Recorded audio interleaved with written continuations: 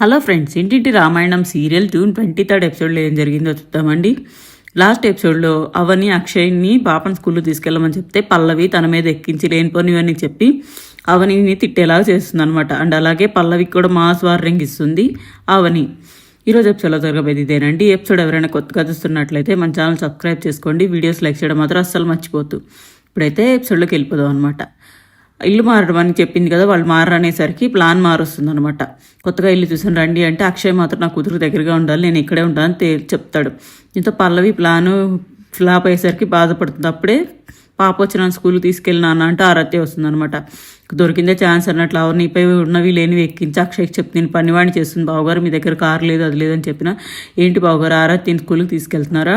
ఓహో, ఎప్పుడు తనే స్కూల్కి తీసుకెళ్ళలేదు, ఇప్పుడు మీ దగ్గరికి ఎందుకు పంపిస్తుందో నాకు ఇప్పుడే అర్థమైంది అని పల్లవి చెప్తుందనమాట. ఏంటి ఏమర్థమైందని అక్షయ్ అడుగుతాడు. ఏముంది బావగారు, మీకు ఇప్పుడు పని పాట ఏం లేదని ఇండైరెక్ట్గా చెప్పడానికి ఇలా పంపించింది, లేకపోతే ఆరతిని ఎప్పుడైనా అవని ఇలా పంపించిందా? ఇప్పుడు స్కూల్కి తీసుకెళ్ళమంది, రేపు బజార్కి తీసుకెళ్ళి కూరగాయలు తీసుకురమ్మంటుంది, మళ్ళీ పనివాడిగా వాడుకుంటుందని పల్లవి చెప్తుంది అనమాట. అయినా పల్లవి అలా అనేసరికి బాగా నమ్మేస్తాడు అక్షయ్. ఇంకా సరే పద ఆరతి అని చెప్పి ఆరతిని వెంట పెట్టుకుని ఇంట్లోకి వెళ్ళి అవని అవని అని అరిచి గొడవ చేస్తాడు అక్షయ్. ఏ అవని బయటికి రా, ఏంటి నీ కంటికి నేను పనివాళ్ళ కనిపిస్తున్నానా? ఆరతిని స్కూల్లో దింపమని నా దగ్గర పంపించావేంటని అక్షయ్ అడుగుతాడు. అదేంటండి మీ కూతురు మీ స్కూల్లో దింపితే పనివాళ్ళు అయిపోతారా అని అవని అడుగుతుంది. అలా నేను చెప్పానా ఇంతకుముందు ఎప్పుడు నేను ఆరాధ్యని స్కూల్కి తీసుకువెళ్ళలేదా? అయినా ఇప్పుడు నా దగ్గర కారు లేదని నీకు తెలుసు కదా, మరి ఎందుకు నా దగ్గరికి పంపించామని అక్షయ్ అడుగుతాడు. అందరూ తమ పిల్లల్ని కారులోనే తీసుకెళ్తున్నారు, ఆటోలోనో లేదా బస్సులోనో తీసుకెళ్తారు కదా, తీసుకెళ్తారేమో అనుకున్నా అంటుంది అవని. ఇంక ఈ మాటతో అక్షయ్కి ఇంకా కోపం వస్తుంది. ఊర్మి అంటే ఇన్నాళ్ళు కారులో తిరిగిన వాడు ఇప్పుడు ఆటోలో బస్సులో తిరిగే స్థాయికి పడిపోయాడని చెప్పాలని ఇలా చేసావా? నీ సంగతి నాకు తెలుసు, నీ ఉద్దేశాలు నాకు తెలుసు. ఇలాంటి పన్నోడి పనులు నాకు చెప్తే బాగోదు, నువ్వు చేసే పనులు నువ్వు చేయి, పిచ్చి పిచ్చి వేషాలు వేస్తే మర్యాదగా ఉంటుంది, జాగ్రత్త అంటూ అక్షయ్ వార్నింగ్ ఇస్తాడనమాట. ఇదంతా సీన్ గోడచాటు నుండి చూస్తూ ఉంటుంది పల్లవి, సంతోషపడుతుంది అనమాట. ఇంకా అక్షయ్ ఇలా వెళ్ళగానే గోడచాటు ఉన్న పల్లవిని అవని చూస్తుంది. ఇంత ఇలారా అంటే అవని పిలుస్తుంది. అంటే అక్క అవని అక్క పిలవగానే ఏంటి అక్క అంటూ ఏం తెలియనట్లుగా అడుగుతుంది పల్లవి. నా భర్తకి ఆరాతి అంటే ఎంత ఇష్టమో నాకు తెలుసు. తన కూతురు కోసం కోర్టు వరకు వెళ్ళిన వ్యక్తి ఇప్పుడు స్కూల్కి తీసుకెళ్ళమంటే సంతోషపడతారు, కానీ ఇలా అరవరు. కానీ ఇలా అరిచారు అంటే నన్ను తిట్టారంటే దానికి వెనకాల నువ్వు ఉన్నావని నాకు తెలుసు. నీ మీద లేనిపోనివి చెప్పి నా భర్తను రచ్చగొట్టడమే నీ పని అంటూ అవని అడుగుతుంది. నీ భర్త నేను తిడితే నన్ను అంటావేంటి అక్క? అయినా బావగారు నేను తిట్టడం ఇదేమన్నా మొదటిసారా? ఇంతకుముందు ఎప్పుడు నేను తిట్టలేదా చెప్పు అంటూ పల్లవి వెటకారంగా అంటుంది అనమాట. చూడు పల్లవి, ఇదంతా చేస్తుంది దీని వెనకున్నది నువ్వే అని తెలుసుకోలేనంత పిచ్చిదాన్ని కాదు నేను, అర్థమవుతుందా అంటుందామని. నిజమే, తెలివైన దానివి కదా, అర్థమవుతుంది. అయితే నేను కూడా ఏం పిచ్చిదాన్ని కాదు అక్కాయ్. నీ మొగుడిని అత్తయ్యని తెచ్చిన ఇంటి ముందు ఎదురుగా పెట్టుకొని వాళ్ళు కూడా మామయ్య ప్రణతిలా నీ వైపు తిప్పుకోవాలని చూస్తున్నావా? అది ఎప్పటికీ జరగదు. నేను ఉన్నంతవరకు అది జరగనివ్వను, వాళ్ళతో నేను ఎప్పటికీ కలవనివ్వను.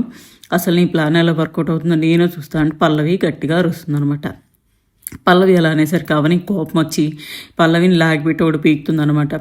ఏంటే నువ్వు చూసేది టూరింగ్ టాకీస్లో సినిమా?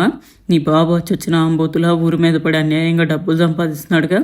ఎదుటి వాళ్ళ జీవితంలో నిప్పులు పోసి వాళ్ళ కళ్ళల్లో కన్నీళ్ళు చూడకు, చచ్చిపోతావు, మాడి మసైపోతావు. నీలాంటి వాళ్ళు 100 మంది 1000 కుట్రలు చేసినా నా వాళ్ళని నేను కాపాడుకుంటాను. ఇప్పటివరకు నువ్వు చేసింది ఒక లెక్క, ఇప్పుడు నేను చేయబోయేది మరో లెక్క. పిచ్చి పిచ్చి వేషాలు వేసి మా జీవితంలో చిచ్చు పెట్టాలని చూస్తే చంపేస్తాను, జాగ్రత్త అని గట్టిగా వార్నింగ్ ఇస్తుంది. అవని ఇచ్చి వెళ్ళిపోతుంది అనమాట. అవని ఇచ్చిన స్ట్రోక్కి చంపబట్టుకొని బాగా ఫీల్ అవుతుంది పల్లవి. అయినా నీకు వార్నింగ్లు ఇవ్వడం, నన్ను కొట్టడమే వచ్చు, కానీ నాకు నేను అనుకున్నది చేయడం, నీ పైన ప్రతిసారి గెలవడం వచ్చు. నాకే సవాల్ చేస్తావా? నీ సంగతే కాదు మీ అందరి సంగతి తేలుస్తా చూడు, ఏం చేస్తావా అంటూ పల్లవి మనసులో అనుకుంటుంది అనమాట. ఇటుపక్క పార్వతి భానుమతి గుడికి వెళ్ళి వస్తూ ఉంటారనమాట. అప్పుడే మార్కెట్కి వెళ్ళి రాజేంద్ర ప్రసాద్ గారు కూరగాయలు పట్టుకొని వస్తారు. అలా రాజేంద్రని చూడగానే భానుమతి పలకరిస్తుంది, కానీ పార్వతి వెంటనే వద్దంటూ వారేస్తుంది అనమాట. ఇది చూసి రాజేంద్ర ప్రసాద్ మాట్లాడతాడు. ఏంటి నన్ను చూసి చూడనట్టుగా వెళ్ళిపోతున్నారని అడుగుతాడనమాట. నిన్న మేమెవరో కూడా తెలియనట్లుగా పరాయి వల్ల మాట్లాడారు కదా, మీ అబ్బాయి ఇప్పుడు ఎందుకు అంత ఫీల్ అయిపోతున్నారు అత్తయ్య అంటే భానుమతితో అంటుంది పార్వతి. బంధాలు కలుపుకోవాలని అనుకునేవాళ్ళం నేను నా కోడలు, అవే బంధాలు తెలుసుకోవాలని అనుకునేవాళ్ళు నువ్వు నీ కొడుకు. ఈ విషయం నీ కోడలకు అర్థమయ్యేలా చెప్పు అమ్మ అని చెప్పి రాజేంద్ర ప్రసాద్ అంటాడు. నా కొడుకు గురించి మాట్లాడాల్సిన అవసరం లేదు, మీ కోడల్లో దొంగ నాటకాలు దొంగ ప్రేమలు చూపించడం వాడికి రాదు, అందుకే ఇలా ఉన్నాడు అంటూ డైలాగ్ వేసింది పార్వతి. అవునా, అసలు నీ పుత్రరాతో నేను ఏం చేశాడో తెలుసా? మీ అందరి కోసం అవని ప్రేమతో కష్టపడి వంట చేసి పంపిస్తే అది తినేసి రాత్రి ఇంటికి వచ్చి డబ్బులు ఇచ్చి వెళ్ళాడు. పెళ్ళాన్ని చూపించిన అభిమానానికి ప్రేమకు కూడా ఖరీదు కట్టాడే నీ కొడుకు అని రాజేంద్ర ప్రసాద్ చెప్తాడు. నా కొడుకు ఏం చేసినా కరెక్టే, మీరే అవని మాయలో పడి నిజాలు తెలుసుకోలేకపోతున్నారని పార్వతి అంటుంది. అయినా నీకు నీ కొడుకున్న మూర్ఖత్వాన్ని మార్చడం ఎవరి వల్ల కాదు అంటే రాజేంద్ర ప్రసాద్ సెటైర్ వేస్తాడనమాట. ఇంకా వీళ్ళ గొడవ చూసి ఆపంటారా బాబు, మన మధ్య ఉన్న గొడవలు చాలా, మళ్ళీ ఇప్పుడు రోడ్డు మీద కూడా మీరు గొడవ పడాలా అంటూ వాళ్ళ అమ్మగారు భానుమతి గారు అంటారనమాట. ఇటు పక్క ఇంటి ముందు పిల్లలు ఆడుకుంటుంటే ఆరాధ్య అక్కడికి వెళ్తుందనమాట. నేను కూడా మీతో ఆడుకోవచ్చు అని అడుగుతుంది. ఇంత సరే అంటారు. అయితే ఆట మధ్యలో ఆరాధ్య గురించి వివరాలు అడుగుతారు ఆ పిల్లలు. నువ్వు కొత్తగా వచ్చావా, మీ అమ్మా నాన్న ఎవరు ఎక్కడ ఉంటారని అడిగేసరికి ఆరాధ్య సమాధానం చెప్పకుండా సైలెంట్గా ఉంటుంది. అదేంటి మీ అమ్మా నాన్న ఎవరో నీకు తెలియదా, లేకపోతే అసలు మీకు అమ్మా నాన్న లేరా అని ఒక అమ్మాయి వెటకారం ఆడుతుంది అనమాట. అలా గొడవలో ఆ అమ్మాయి తోసేసరికి ఆ పిల్లకి ఆ తోసిన అమ్మాయిని ఆరాధ్య ఒకటి పీకుతుంది అనమాట. ఇంతో ఆ పాప ఏడుస్తూ వాళ్ళ అమ్మ నాన్నలు పిలుస్తుంది. ఆ అమ్మ నాన్నలు వచ్చి ఆరాధ్య తిడతారు. నీ ఇల్లు ఎక్కడ చూపించు, మా పాపనే కొడతావు అంటూ అనేసరికి ఆరాధ్య అక్షయ్ వాళ్ళ ఇల్లు చూపిస్తుంది అనమాట. దీంతో వాళ్ళంతా గొడవకు వస్తారు. అసలు ఏంటా కేకలు అనుకుని లొంగితో అక్షయ్ బయటకు వస్తాడు. నువ్వేనా ఈ పాప నాన్న, నీకు పిల్లలు పెంచిన చేత కదా, మా పాపని మీ అమ్మాయి కొట్టింది, ఇదేనా పెంపకం అంటూ అరుస్తారనమాట. లేదండి మా పాప చాలా మంచిది, అలా చేయదని అక్షయ్ అంటాడు.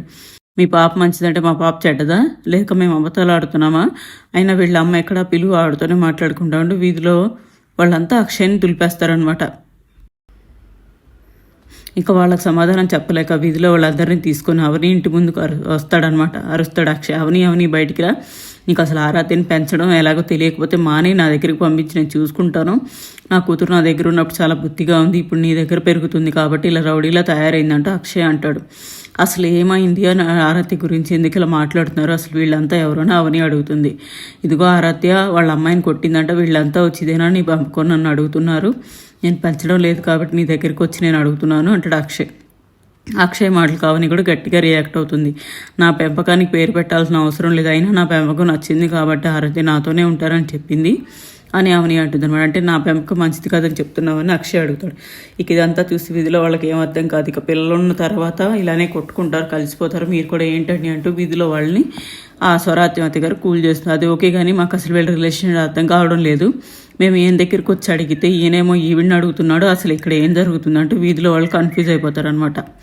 ఇక ఈ మాటలకు మా కుటుంబం గురించి మీకెందుకో అనుకుంటారు, నేను చెప్తా కదా మీకు అర్థమయ్యేలా నేను వివరంగా చెప్తా అంటూ రాజేంద్ర ప్రసాద్ మధ్యలో దూరుతాడనమాట. ఇదిగో ఈవిడ నా కోడలు, ఆవిడ మీద ఎగిరిపడుతున్నా, వీడు పందెం ముందులో ఎగిరిపడుతున్నాడు చూడు, వీడే నా కొడుకు, ఇదంతా సినిమాలో చూస్తున్నా చూడు, అది నా పెళ్ళం, భార్యను ఎలా చూసుకోవాలో తెలియక ఎప్పుడు గొడవ పట్టు నా కొడుకు అలవాటు, భర్తను అర్థం చేసుకోలేనిదే నా పెళ్ళం, అందుకే నేను మనశ్శాంతి కోసం నేను నా కోడలతో ఉంటున్నాను రాజేంద్ర ప్రసాద్ చెప్తాడనమాట.